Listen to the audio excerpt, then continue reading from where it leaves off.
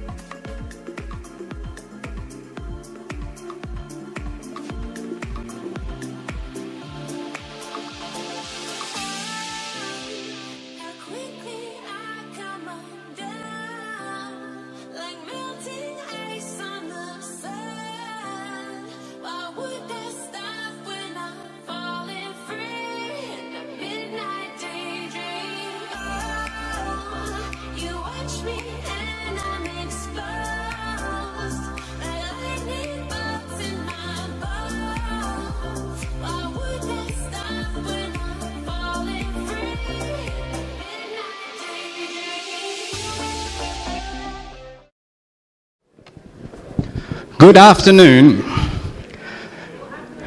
Good afternoon and welcome to the first Cryptocurrency Expo in the land of smiles, Bangkok in the Kingdom of Thailand.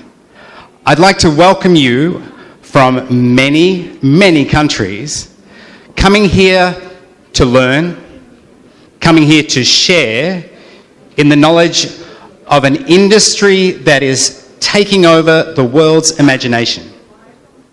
The world of cryptocurrency, digital e-commerce, blockchain, words that didn't even exist for many of us 1 year ago, 5 years ago, and for no one a decade ago.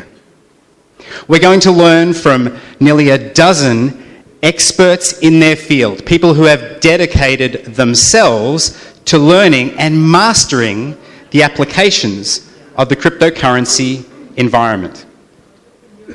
My name's Mark Davis, and it's my pleasure to be your host over these 2 days. I'll bring you the speakers, help moderate the questions and answers, and hopefully I will learn as much as you do.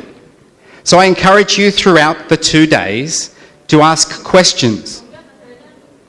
Ask questions of yourself, how you can be more involved in this industry. Ask questions of the speakers so you can get the best value from their knowledge. And ask yourself, where will this industry be and where will I be in it in 5 or 10 years' time? I know you will have an incredible 2 days. A few simple logistics before we begin. As you know from the lanyards around your neck, the gold, premium and VIP tickets, they are the seating areas. They also have the different benefits, meals, breaks attached to them as well. For premium, VIP and VVIP ticket holders, the afternoon tea session after our third speaker will be through these doors to my right. Gold ticket holders do not have access to the tea, coffee and other meal programs in their ticket. You will find many great resources for snacks and meals in the hotel and in the streets around the hotel. The bathrooms or washrooms, if you have not yet found, also just out beyond the registration area on the left and the right. There are plenty of opportunities over these 2 days for photographs in front of the sponsors, in front of the banner here. Please take the opportunity to take as many photos to create as many memories as possible. But one thing we do ask. This is a private ticketed event. We are not streaming it live, and we would request that you do not stream live on Snapchat or Instagram or Messenger or Facebook. It is a private event for you who have invested the time and the money to come. The different speakers' presentations we will look to make available to you if the information is complex and you want to learn more. There will be chances during the breaks to talk to them, have photographs with them, both at their booths and to pose for photographs. And remember, you will only get as much out of this event as you yourself put in with the questions you ask about where you will be in this industry in 5 or 10 years' time. Now, what I would like now is for everyone to please stand for the Thailand National Anthem.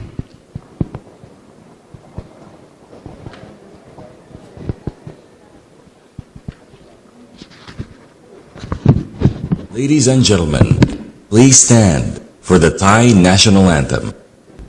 ประเทศไทยรวมและเนื้อชาติไทยเป็นประชารัฐว่าไทยของไทยทุกส่วนอยู่ดำรงคงไว้ได้ทั้งมวลด้วยแค่ล้วนหมายรักษาบัณฑิตไทยนิรักสงบแต่ถึงรบไม่กล้าเอกราชจะไม่ให้ใครคุกคีสละเลือดทุกอย่างเป็นชาติไทยถ้าเดินประเทศชาติไทยต้องเวทีชัยชโย Thank you. Please be seated. One more thing with telephones, as with every live event, please have them set to silent so we don't discover your personality through your personal ringtone, and we don't interrupt our presenters as they give their information. Now, to present some opening remarks at this, the first Cryptocurrency Expo in 2017, I'd like you to welcome Mr. Jagdish Pandya.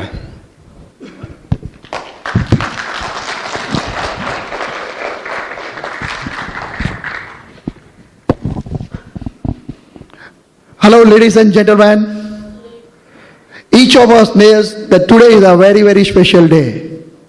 Not only it is the first cryptocurrency expo being hosted over here, but it's the beginning of our friendship on this 6th August, which is a very, very special friendship day.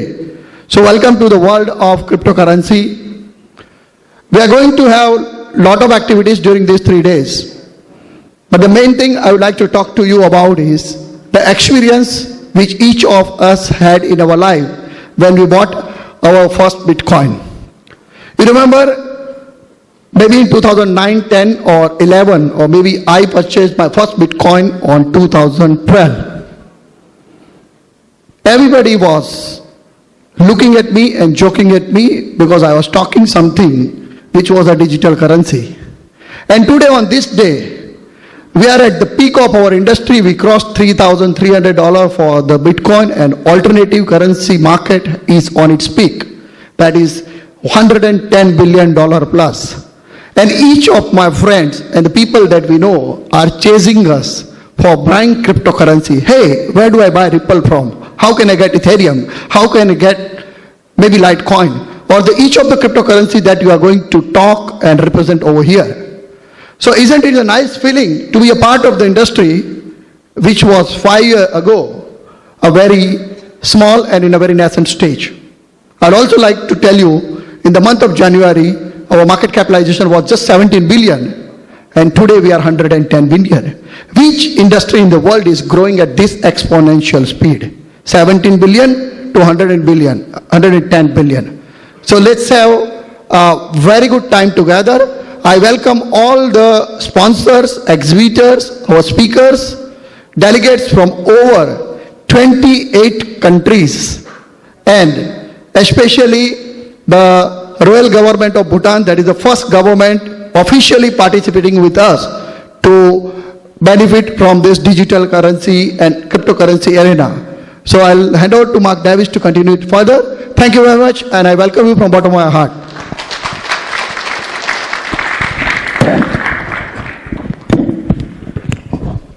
Thank you, Jagdish.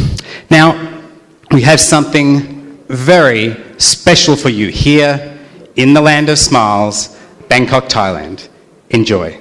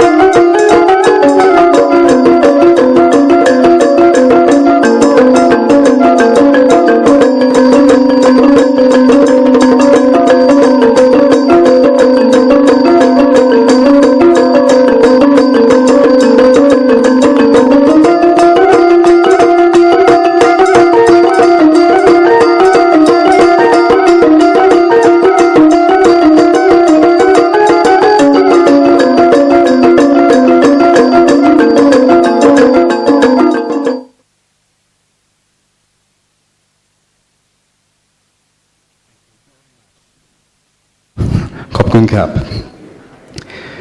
So before we get to the next formalities, which is our official opening, one of the great challenges in this industry, of course, is the relationship we have with official departments and governments. There's an education process for all of us, and there is also a process of adaptation to change. And as JP mentioned before, we are very grateful here to have the presence from the Royal Securities Exchange of Bhutan, Mr. Dorji Puncho. Please give him a round of applause.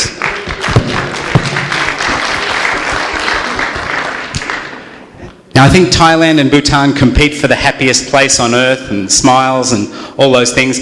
Hopefully, by the end of these 2 days, you'll have a smile from ear to ear because you'll see the possibilities for not just your country, but for your international business growth. Now, I'd like to introduce you to the man who made this event possible. He's been a good friend of mine for the last few years. We work on events in the Philippines, in Malaysia, throughout the ASEAN region, helping in the direct sales industry. Now, putting events like this together are a big challenge, especially where you have to bring people from so many countries, from so many different backgrounds, from different aspects of this industry. So through his connections, through his friends, through his tireless work, and his going to sleep at 6:25 a.m. this morning in making the final preparations, I'd like you to welcome, to open our proceedings today, the CEO of the World of Professionals and the founder of the Cryptocurrency Expo, Mr. Shahin Noble Pillay.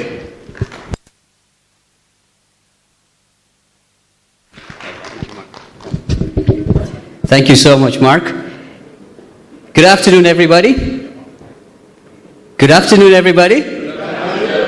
Okay, I'm really happy to have you all here participate with us this first event. To be very honest, all this happened in just less than 2 months. So I'd like to give all of you, let's all give ourselves a big round of applause for making this successful so far. Well, again, it would have been possible without my friends and the ones who helped, and especially my partner Jagdish, who brought everything together and gave me the encouragement to hold something like this for all of us. So when we met 2 months ago and when we were discussing about it, so I took it as a challenge because, you know, like you all know, in most parts of the world, it's still a very, not very well accepted. So we said, no problem, let's take it as a challenge and organize something where, we impart knowledge to people. So we started organizing and we started promoting it very heavily on Facebook and doing all kinds of marketing. And I'd not like to mention something, but somebody called me and said, hey, what you're doing is not right and you got to stop promoting and having this event here. I said, I'd like to meet you personally and then maybe we can talk over a coffee and I'd like to explain what this event is all about. So then he accepted to meet me. And when he accepted to meet me, I started to explain to him that we're in the business of educating people what blockchain technology is all about, what cryptocurrency is all about. And I was explaining to him about the future of how this business is going to be.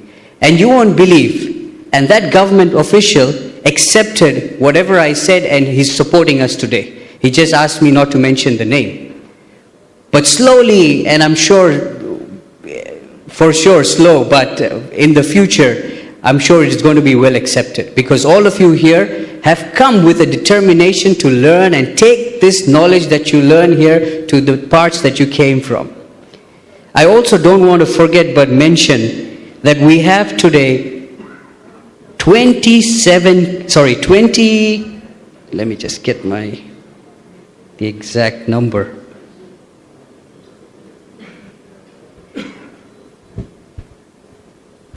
Okay, we have 24 countries participating today. So let's give ourselves a big round of applause because I don't know the last minute registrations, but we have people from Australia, the United States of America, Canada, United Kingdom, India, UAE, Vietnam, Philippines, South Korea, Hong Kong, Malaysia, China, Cambodia, Russia, Hungary, Mexico, Dominican Republic, Denmark, Thailand, Bhutan, Portugal, and Spain. And I'm really delighted because there's a lot of people that want to join us and asked us, when is your next expo? I said, I haven't even finished the first one. Let's finish this and then discuss and think about the next. So without going any further, I'd like to thank you all from the bottom of my heart and from all my team for making it possible. If you have any questions, you can come to me. We will try to make your stay with us a more pleasant one. Okay, I'd like to invite all my speakers, if they're around here, to please join me on stage, and also Jagdish to please come up on stage.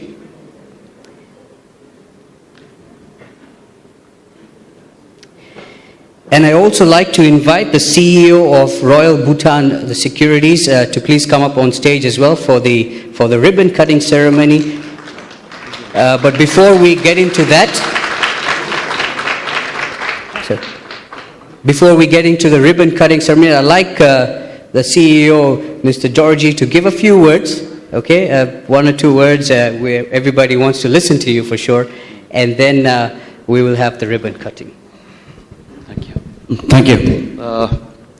In fact, before I start, let me thank the organizers and especially Orex for having us here today.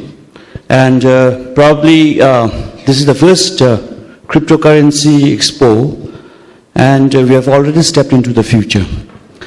As the world has now, this morning actually I was flipping on the channels, and most of the business channels are talking about Bitcoin, talking about blockchain technology.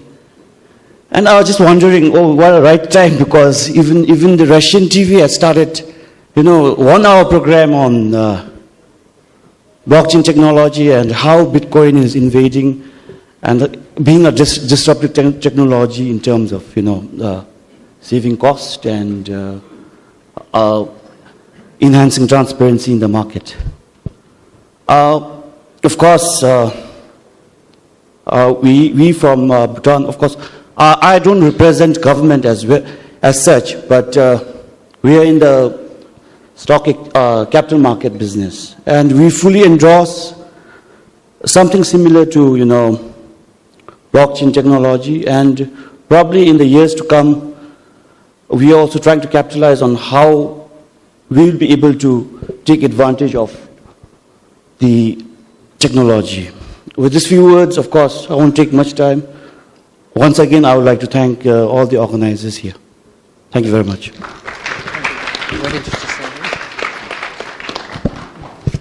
So we'll have 4 of them cut the ribbon, where the others will just join close by. We'll have a photograph first, and then we'll have the ribbon cutting. Can you just come a little closer? Yeah. Let's cut the ribbon in 5, 4, 3, 2, 1, and cut. Congratulations, the expo is now officially open. Cryptocurrency Expo 2017. Thank you to all our sponsors, VIPs, special guests, speakers, and of course, it would not be possible without the creator, the partners, to make all of this happen. Okay, so now we have begun. The formalities are over. It's time to have our first official presentation. The first knowledge to come about what we're here to learn. So let me tell you about our first speaker today. He's a business consultant and serial entrepreneur who has been working on blockchain and cryptocurrency projects since 2012. In fact, it's been said that he is a cryptocurrency evangelist, sharing his excitement and enthusiasm for this industry everywhere he goes. Personally, he has invested significantly into both cryptocurrency development, from mining right up to trading. With more than 5 years' experience in the cryptocurrency and blockchain domain, his latest projects of interest have included working with Ethereum, smart contracts, decentralized applications, decentralized autonomous organizations, and Bitcoin ATMs. Now, I remember when I saw the first Bitcoin ATM in Melbourne, Australia, in a brand new shopping centre, and I had no clue what it was there for. If I knew then what I know now, I would have been taking my photos, my selfies beside the ATM. I would have been saying, this is the future. But it's an exciting time from right now going forward. So, our first speaker today to share with you,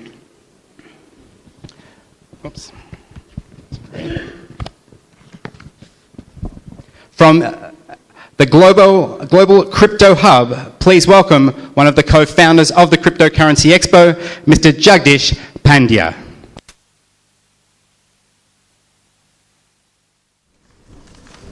I think we have many knowledgeable and seasoned, experienced speakers to follow us today.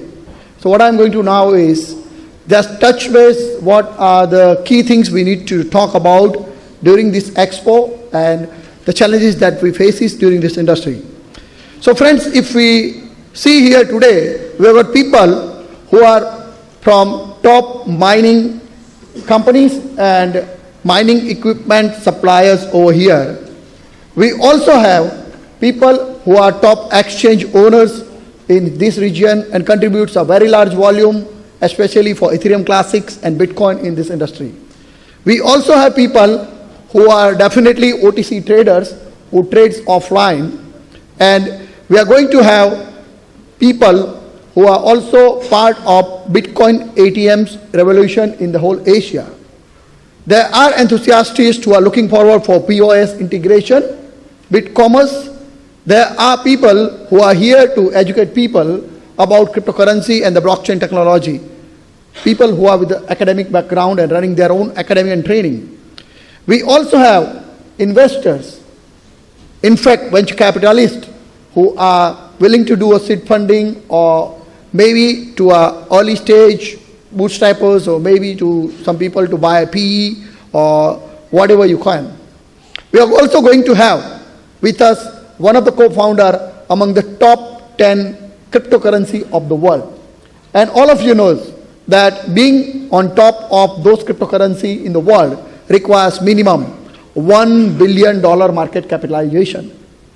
So we have tried our best to bring you the best talent and best speakers, connecting you to the best people whom we would like to meet during this event.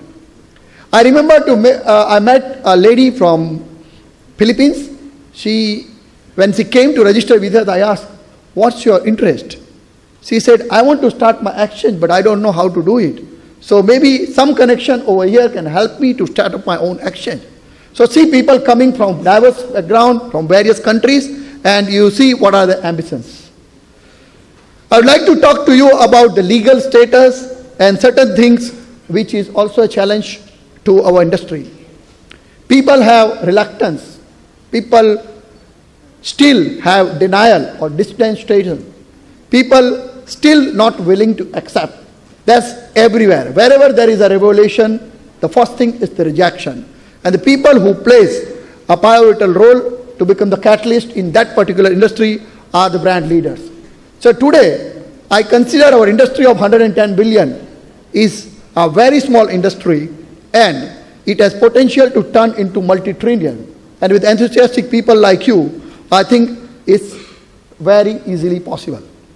Many of us have different views, different perspectives.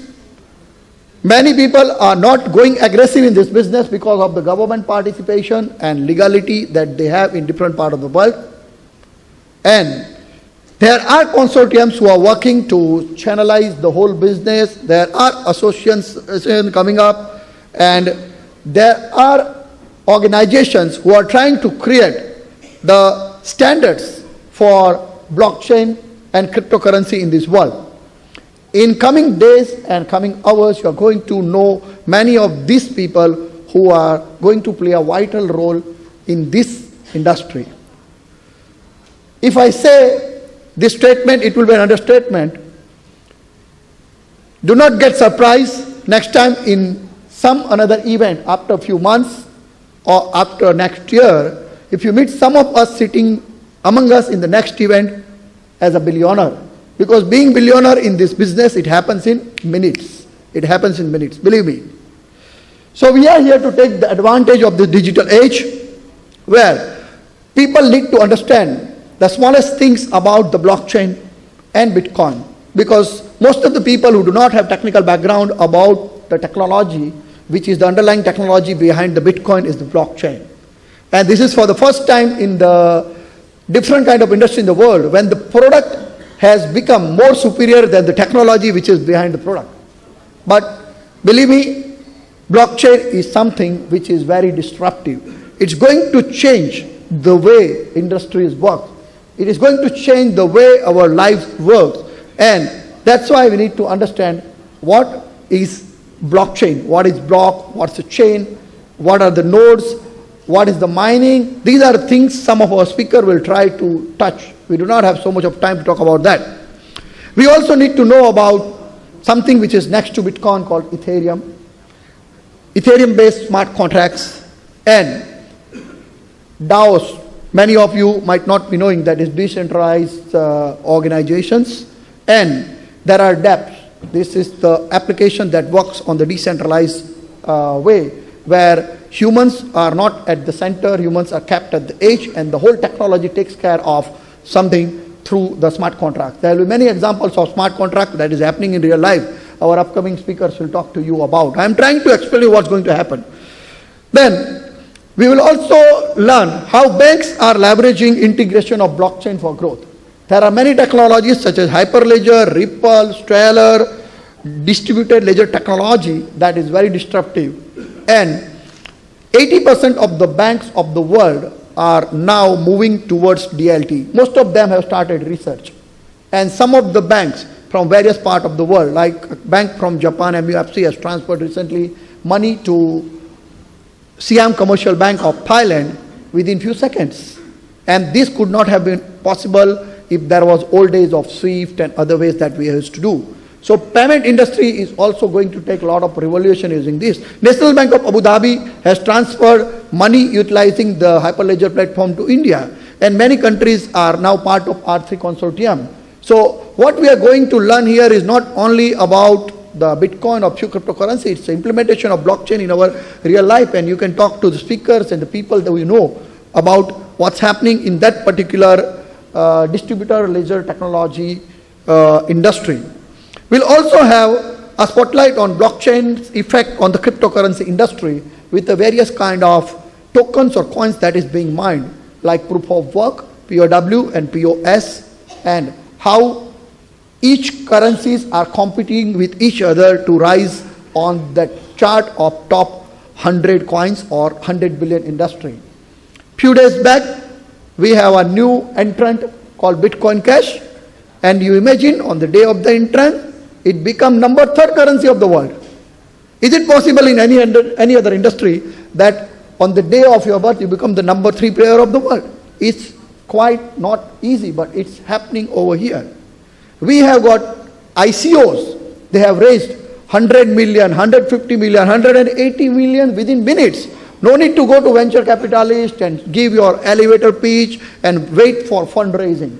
This crowd, amazing crowd of cryptocurrency is ready. This crowd is ready to nurture you with the money that you want to nurture your idea. So this is where you are going to integrate blockchain solutions into your life. If you have any business idea that you would like to transform your platform into the digital platform, you must go for an ICO. We have few ICOs representing over here, and you will listen to them. They have come up with some different ideas. Those ideas have never been implemented in the whole world of cryptocurrency before. And many of you can come up with their own ideas. So in ICO boom, where ICOs are booming, many of those who don't know, you'll also learn what is initial coin offering. Like we have in stock market IPOs, here there is ICO, which is used as, funding friends, relatives, and the people who are part of this industry. And believe me, ICO gives you the speed of fundraising. Nothing can be raised faster than ICO. It's not just lightning, you can say it's the supersonic speed of raising money. So those who really want to do something in their life can also take the route of ICO. There are people who come from the investment background. I would like them to have a look at the white papers of the ICOs that's being offered and the promoters and the people behind the ICO, because you must know where you are investing. It's very surprising that many of the exchanges do not have their contact us button with legitimate business addresses. Still we are parking millions of dollars into it. I asked one of my friends that the top exchange where you are parking your digital currency, do you know where is the address? He said, no, I don't know where this exchange is based in, but because everybody is parking their money, I am also parking there. So you need to understand what number of exchanges are available on this particular continent, your country, and where should you park your money, which are the good exchanges, and which are the fair business exchanges who does very fair things to you. So next thing is to identify the cryptocurrency that you are going to invest into. You must know which exchange to deal with, where to park your money, which cryptocurrency to buy. There are volumes in particular exchange. There is an opportunity for hedging or arbitraging between various exchanges. And there are growth opportunities where you see the rate of one cryptocurrency, one exchange is different, the another exchange is different. You can transfer from this exchange to another exchange and make quick money. Some of the techie guys who will be sitting here may feel that I am talking a little bit on the ground, but because I am balancing between techno-commercial things, and there are people who have yet not been educated to the next level for the cryptocurrency. We need to talk something that everybody understands. So learning about cryptocurrency and its trading is one of the opportunity where some of our academicians and traders will be touching those points. You also need to take care of the real volumes and the fake volumes, because in this trading world, everything can be manipulated, fabricated, and there might be some cryptocurrencies, they might not be doing the real volumes, and still we might get fancied or carry about them. So there is a chance of maybe sometimes you have a rally, sometimes you have a bloodbath, everything goes down. You need to find your own strategy to be as an investor and a trader. So later you will also study the blockchain and Bitcoin and cryptocurrency, current market statistics and analytics, which has touched already 110 billion. And you can also know about some of the top cryptocurrencies, especially the top 10 cryptocurrencies that we are going to have during this one of the session. And luckily we have got one of the co-founder of a cryptocurrency, namely IOTA, with us. He will be one of our speakers. So it's good to listen from somebody who has made definitely $1 billion fortune worth of market capitalization in this industry. So we are trying to make it sure that time, effort, and the money that you have spent coming over here to gaining the kind of knowledge you are looking for, we are going to serve you the best. Each of our speakers are well prepared with their own materials, and later the people who do not have sufficient knowledge, and gaining knowledge is the thing that everybody would like to know. One of our ex-Prime Minister Indira Gandhi in India said that education is continuous learning process. The moment you stop learning, you are no more living. So we must learn, and technology is the thing that is getting outdated if you don't update it into the next version. So we are here, even I am also a learner of this event, and I have got few mentors who would like, whom I would like to learn from. Then we'll also have a discussion about the fairness of industry and fairness of trade. There are exchanges, they have been overcharging, they have been manipulating. There are opportunities where you do OTC trading with the local Bitcoin trading, that is over the counter, where you need something, the safety environment and other things to be taken care, and safer and secure transactions are to be done. This is the main objective of this event. I am trying to cover everything that builds this crypto universe. And me and my partner Shaheen here have formed a company which is a strategic business unit or special purpose vehicle for this industry. The company name itself is a Global Crypto Hub. So whatever you want to do in this cryptocurrency industry, we are here happy to help you. Right from mining to exchanges to trading to ATM to blockchain solutions, and any of your idea if you would like to take to the next level through ICOs, or if you want investors or VCs or PE players, we have got many friends who want to do something together. So today we are trying to become the catalyst for this industry and bringing all of you together. Feel free during your luncheon or your networking hours to each of your tables based on whatever category of mass you bought from. Tomorrow also we are going to have the same sequence of event. I think agenda is already on your table. Today we have 5+ speakers. Tomorrow we have 6+ speakers. We are going to have forums on Bitcoin, Bitcoin Cash, Ethereum, where you can talk with the moderator and the speakers on whatever questions you have. It's going to be very, very interactive event rather than the boring lectures. Then we are also going to have an amazing event tomorrow. That's the press conference coming to our event for meeting each of you. Whatever questions you have, you can ask each other, and whatever question press has, they will ask you whatever you want to answer, you can answer for them. We have tried to make it a very special event, and Shine has been a very good event organizer for all of his life.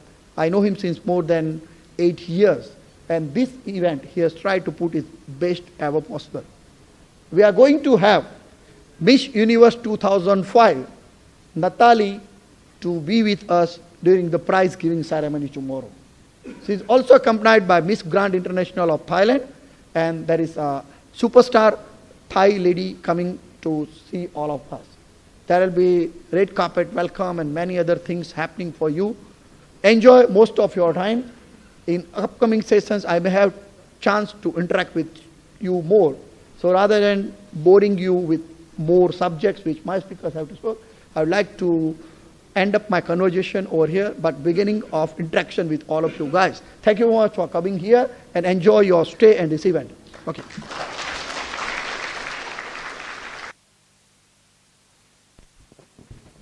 Thank you, Jagdish. That was a great opening presentation for us. And now it's time to get into the details so that when you leave, you can go, that's what a blockchain is. Well, for people like me, anyway, who need to know those extra details. Our next speaker is someone who carries a global financial services and technology range of experience, along with proven business acumen. He's spearheaded technology initiatives in advanced areas like high-frequency currency trading, predictive analytics, and automated settlements for major banks and asset management companies in the United Kingdom and the United States. He gained his bachelor's and master's degrees in computer science from a premier Indian institute, along with specialized courses from New York University and MIT. He's also a technology advisor and mentor with 3 fintech startups. Cryptocurrency and blockchain technology has been his area of specialization and expertise. Now, today, he's going to be sharing with us about the underlying technology of Bitcoin and cryptocurrencies, the blockchain technology. So be prepared to take some good notes. He is our keynote speaker for both today and tomorrow. We're going to learn about peer-to-peer communication, strong encryption, secure distributed ledgers, overcoming the issues of single points of vulnerability, and we know how hacking has been a challenge in recent times, the distribution of data, the control of data, the limitations of bandwidth, the problems of double spend. Now, in this session, he's going to explain to us the intricacies of this fundamentally unique technology, but make it simple for all of us to be able to understand and share. Please welcome your keynote speaker, Mr. Suhail Bazit.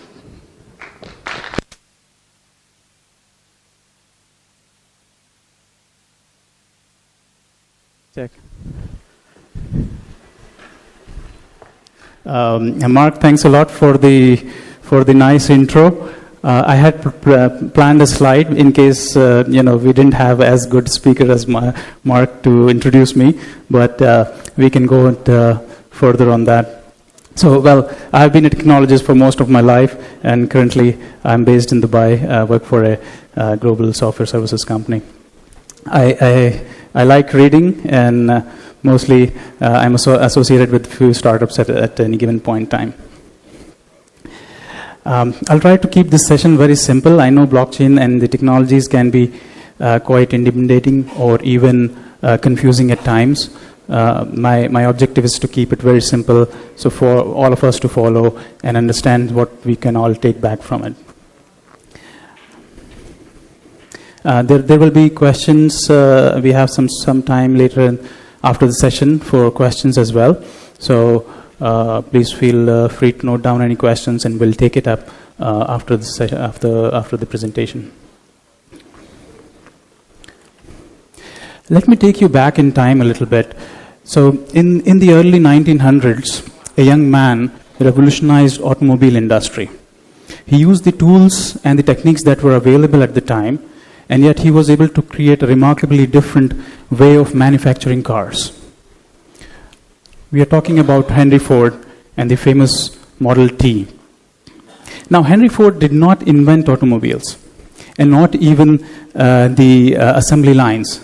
But his remarkable achievement was in creating an automobile, a car that was affordable for the American middle class. That was his big achievement. He famously said that if he asked people what they wanted, they would have said faster horses. Yeah. So a lot of times it gets very difficult for us to understand what is the gap. And I believe we may be in similar times when it comes to understanding of this technology. We know how our digital world has been working in different areas. So this is how we used to communicate a couple of decades back. Yeah, this is how we used to communicate. This was our communication mechanism mostly, and this is how we used to entertain ourselves. Then something changed. We invented software technology. Software technology is digitization at its very simplistic level. Software technology is basically digitization of media, of content.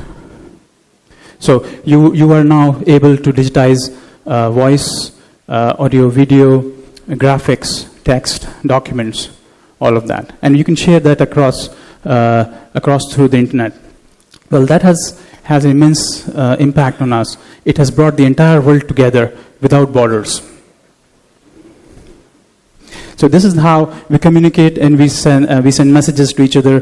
This is how we stay in touch with our loved ones, and this is how we conduct most of our business. Yeah, and of course the e-commerce, the online banking, online entertainment, and the great social media revolution. We have been on part of that. Yeah. Yet we have not been able to digitize an important aspect of our lives, the currencies. With all the advancement in the internet that we have seen, we have not been able to digitize currency.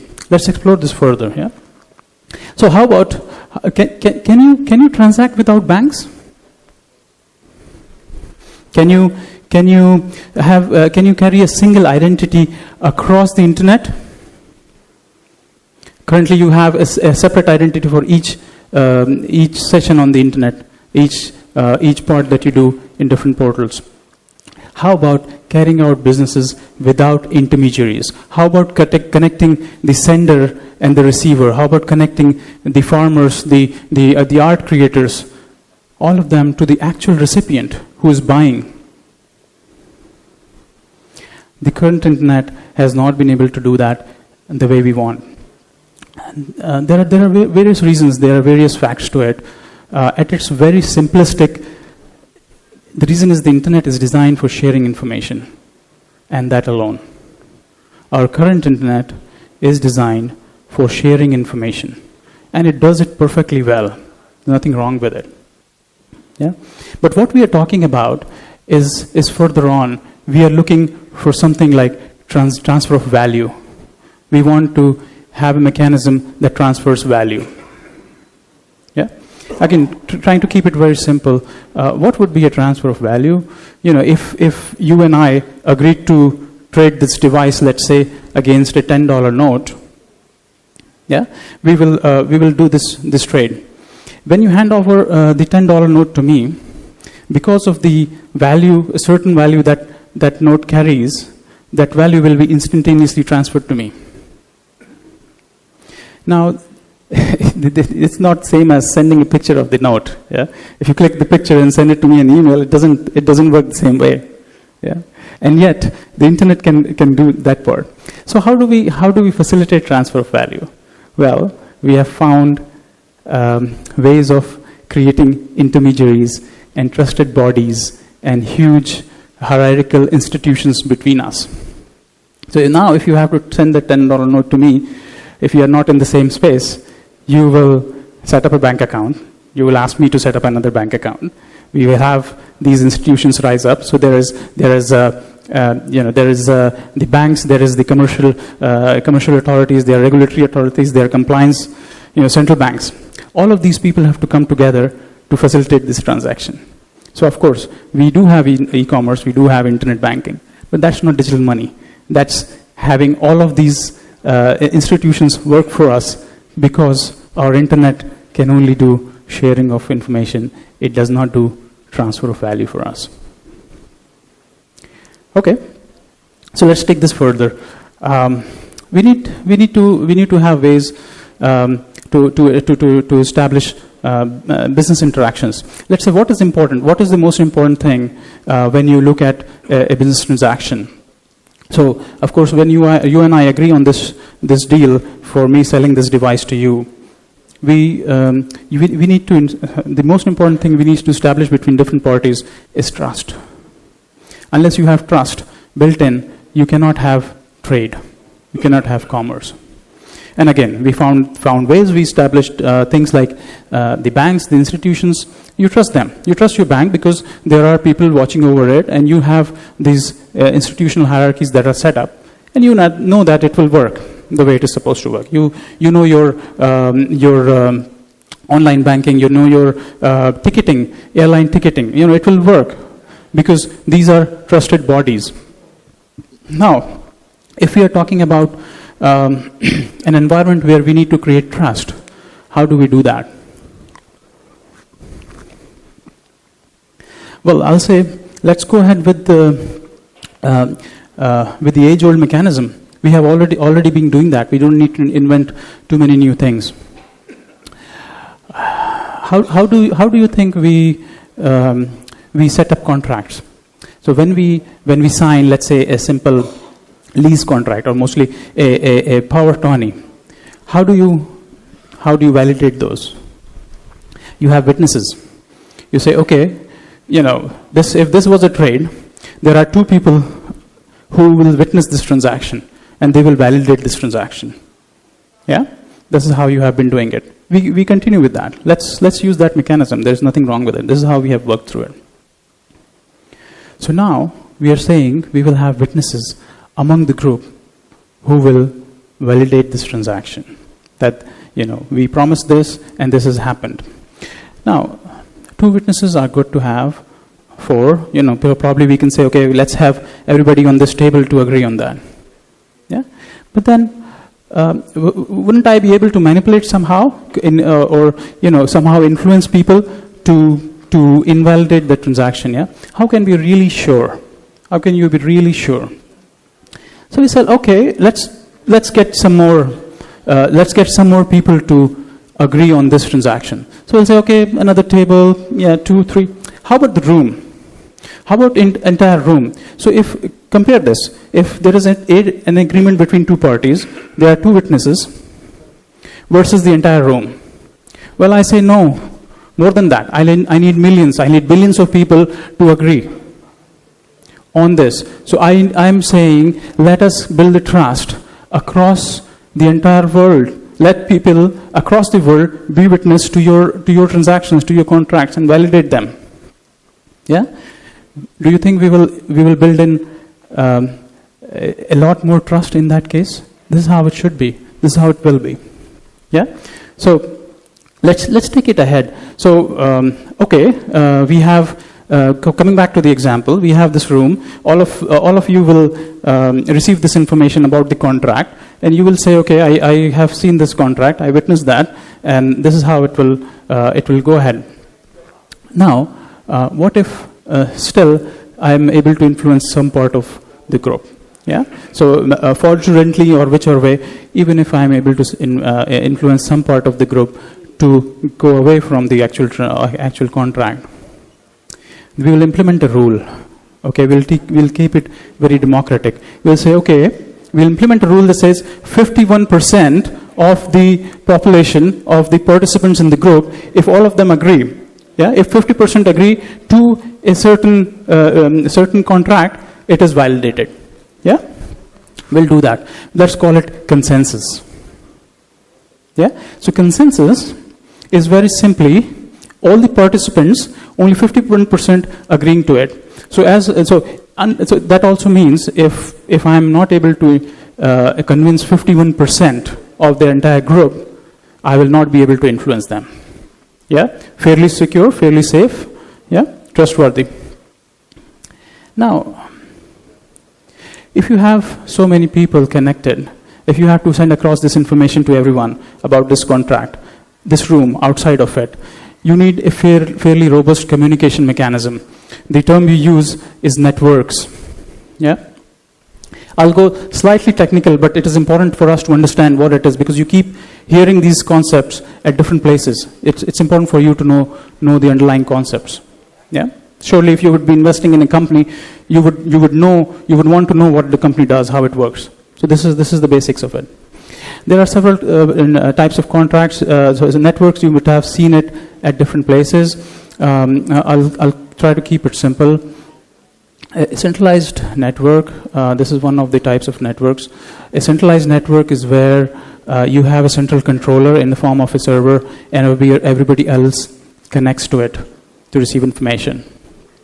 Yeah, an example, your bank's website is an example, your email system is an example.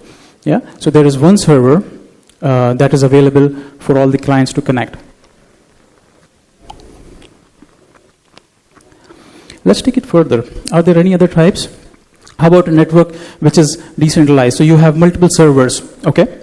So as you can see, we have to build certain robustness in this. If this one person goes down, the entire network fails. You have seen that a lot of times, yeah. Think of the cost in replicating that one server in order to have disaster recovery and those plans. So we try to balance it by having different nodes. So you think of it as your enterprise network, where you have different departments. So you have an accounting department, an HR, a procurement. They have their own systems, but still they can talk to each other. Yeah. Sorry, I can see this is getting a little technical, but yeah, we'll come out of it. This is the one that we are interested in, distributed network. Yeah, you would have heard of it a lot of times. Distributed network is also called as peer-to-peer. So what is happening here is, this is fundamentally different. What is happening here is that all of the participants are a server and a client at the same time. So it is like this room who have agreed to become part of the network, and they all can communicate with each other. You would have used BitTorrent, yeah, Casa, yeah, yeah. Just tell me if you know. I will not ask what you used it for. Yeah, no one believes in piracy here. Yeah, so okay, so it's like you connect with different peers across, and you share information. That's all it does. Yeah, so there's no central controller. We are interested in this one. Let's move. Let's move ahead with it. So one of the things distributed network does is, even if multiple nodes go down, the network still remains functional. So that is one important aspect of it. So think of your internet banking, think of your email servers. Those are centralized servers. These are distributed, where you have control distributed across the network. And even if few of these nodes go down, your network is still running. Let's take it a little further. So what does it give you? Well, it gives you resilience. So practically zero downtime. Yeah? Because you have a network that has so many participants in it, and they will continue. It gives you protection against hacking, because centralized networks we have seen get hacked because they have a central place to hack. There is no, on a distributed network, it's just so much information spread across. You don't have a system to hack. It's all spread across. There is no central controller, so you can't shut it down basically. Yeah, no single point of failure, and energy efficient because it usually runs on very small powered computers. Okay, enough of it. So we have agreed that for our purpose of establishing trust in order to create this internet into a means of transferring value, we will use a distributed network, yeah, a peer-to-peer network. Now, if I was to share this information across all of the participants, we pretty much need to have very robust security considerations. Yeah? So our data, our communication has to be secure. So we have a contract, we have an agreement that has to be spread out to everyone so that everyone can be a witness. Yeah? That's what we have been talking about. We will use cryptography, we'll use digital signatures. Again, this gets very geeky, another time, I get excited about it, but yeah, this is not the time. So let's keep it simple, yeah? What are private keys and public keys? We have heard about it, yeah? You use it every day, you use it in so many different aspects. So when somebody tells you that cryptography is fairly complex system, that is correct. But if you are driving a car, you don't really need to know how an internal combustion engine mechanics work. For us to know the cryptography, the public key and private key infrastructure, it can very simply be understood as. Let me give you an example. So we all use emails.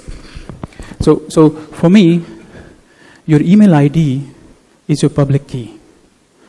That is what you share with outside world so that they can connect with you. That is your public key. Your email ID is a public key. And of course, the password to that inbox is your private key. That stays with you. That allows you to fetch that messages when you log in. And only you can log into that. So that's private key and public key. Next time anybody says it is complex, just think of this picture. This is what it is. It's nothing more than that. It's a box. I know the address of the box. I give it out to you so you can send me letters. Yeah, I hope some of you will. Yeah, I still have a PO box. So you have a box. You send out its address to everyone. You share with it. That's your public key. The key with which you open the box stays with you alone. That is your private key. That's your password. Yeah. Okay. What does it give you? It gives you data security because you can encrypt, meaning you can code the transactions. So it talks about the two participants in the contract. It jumbles that data. It spreads across to everyone in the network. So data security is important. And then, of course, establishing identity and authenticity. So it knows when I log in with my ID, it knows it is me. Same goes with every other system. It allows relevant access because it will say, okay, you with this access, you have only these items that you can look at. Let's move ahead, yeah.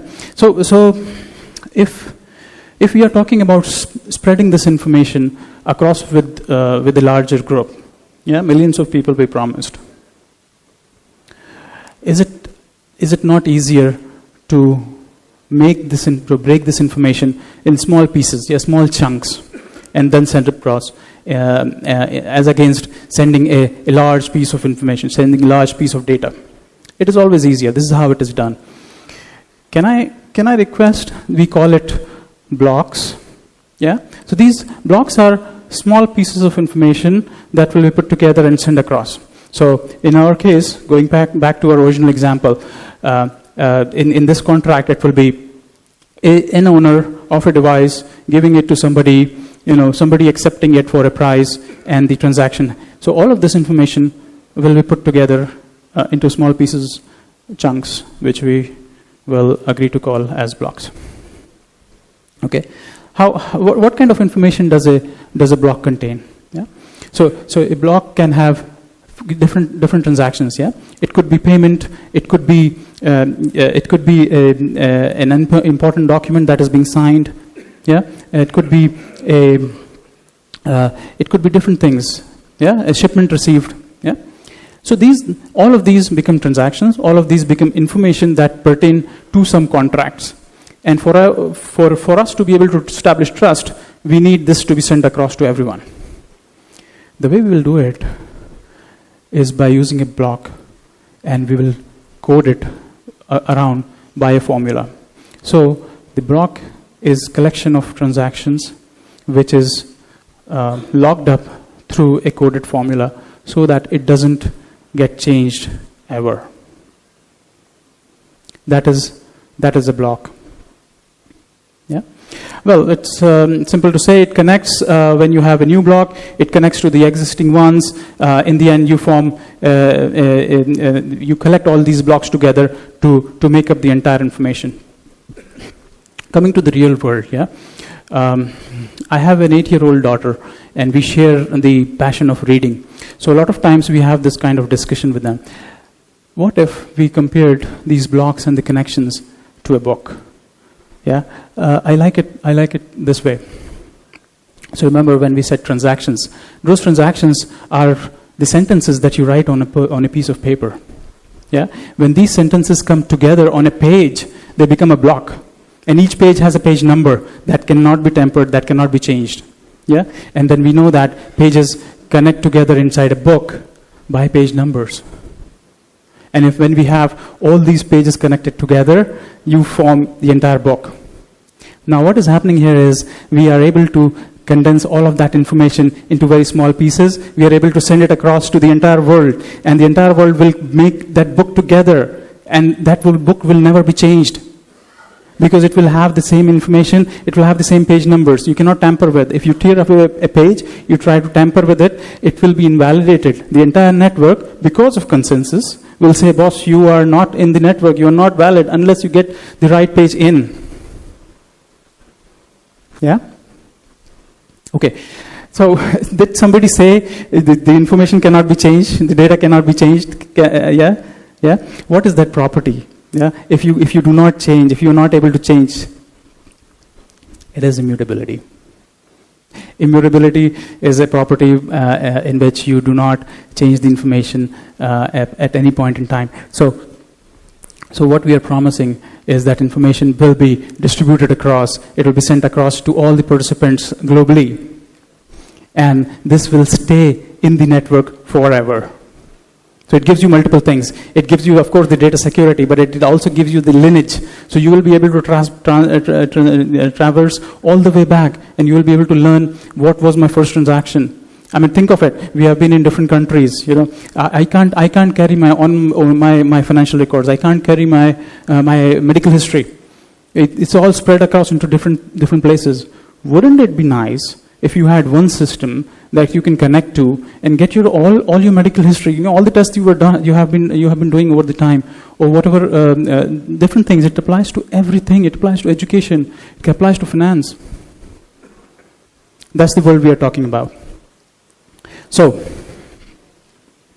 we have come across from looking at the transfer of value. How do we do that using our current internet?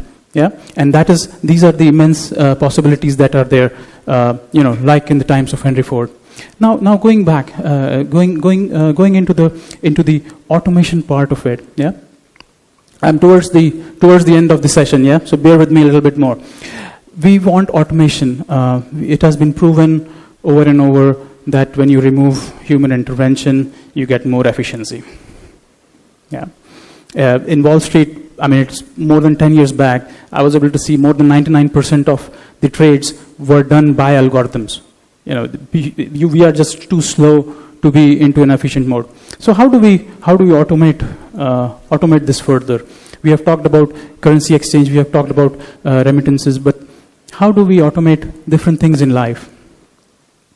Let us build an automation system across these contracts. What if I was able to codify this transaction and every other transaction, every other contract into an automated way? So what if let's think of our lease agreement. Yeah, house lease.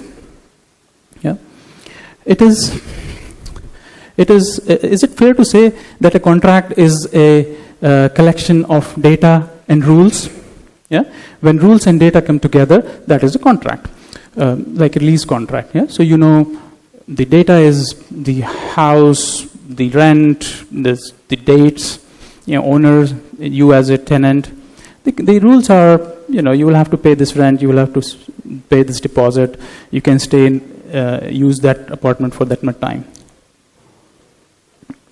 Now, if we are able to automate that and all these such contracts where you don't do it yourself, you make the computer do it for you, you are able to codify so that an automated program can understand that.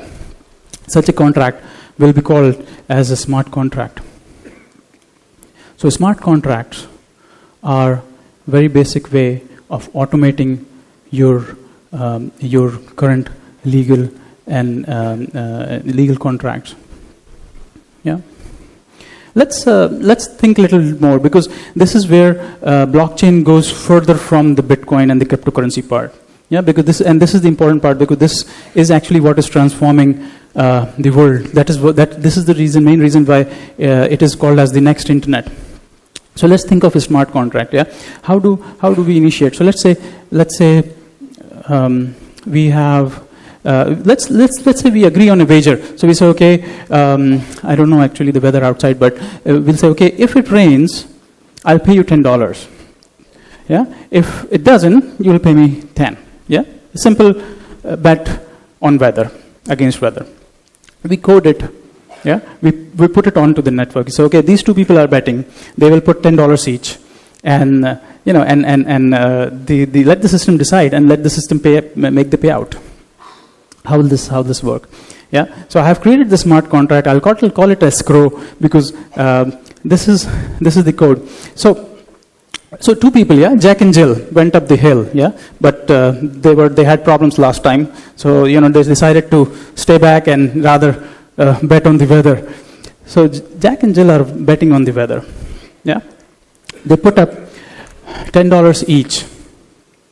Yeah. Jill says, if it rains, I'm going to get money, and if it doesn't, Jack will win. Yeah, and they code this into a smart contract, and they say, okay, now they will execute. So they have agreed on a contract. They have agreed to execute this contract. How will it work? The smart contract will have its own bank account. How cool is that? I mean, this wasn't possible earlier. A bank account owned by a contract, a smart contract, which is a piece of code that you wrote. So it has a bank account. It collects the money from these two players. Yeah. So a smart contract, when it gears up, it collects the money, and of course there it rains. Like it was raining last evening. Jill wins. Yeah, Jill wins. The smart contract was able to go to the weather service, get the real data, they would agree on it, and Jill gets paid out. So these are just two people working through a software program. There is no storekeeper, there is no governance, there is no third party involved. Yeah? Okay, so towards the end of my session, we are looking to establish trust. We will use distributed networks. We'll use a mechanism of consensus. We'll use cryptography to keep it secure. That will give us immutability of data. And we will implement smart contracts. Yeah? This we do in order to transfer value. By the way, did you notice we have not mentioned any banks, any intermediaries, any government bodies in between? You can do all of that without the hierarchical cost of all these institutions. If you do all of this, you will have blockchain. This is what blockchain technology is, which, as we know, is the underlying technology of cryptocurrencies like Bitcoin.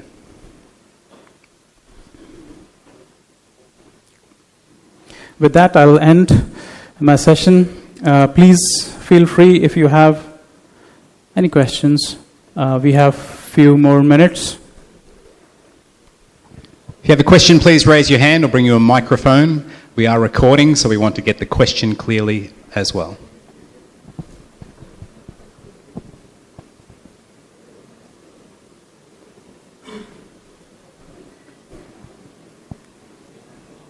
Okay.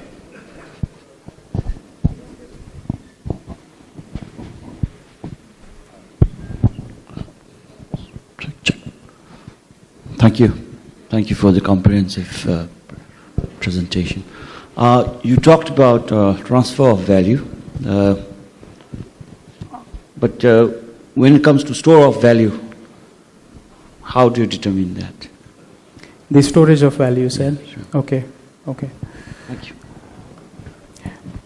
So, the storage of value, you're right, I did not really specify in that area.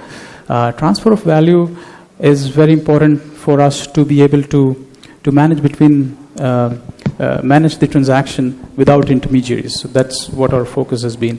The storage of value continues with blockchain, you're right. That is an important part of the blockchain, so to make it clear to everyone. It stays there, so it's very important to understand the immutability part if you connect back to that part of the discussion.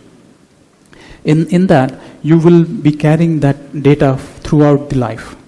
So what is happening is you have unlimited storage and you have a continual storage and full lineage of that data available to you. So, for example, if you think of a bank account, you will have, currently you can go back certain years to get that data. But with the blockchain that stores the data throughout, you will be able to carry that data across your life. And like we discussed in that section, it is very important, because now we see, for example, health records, for example, education records.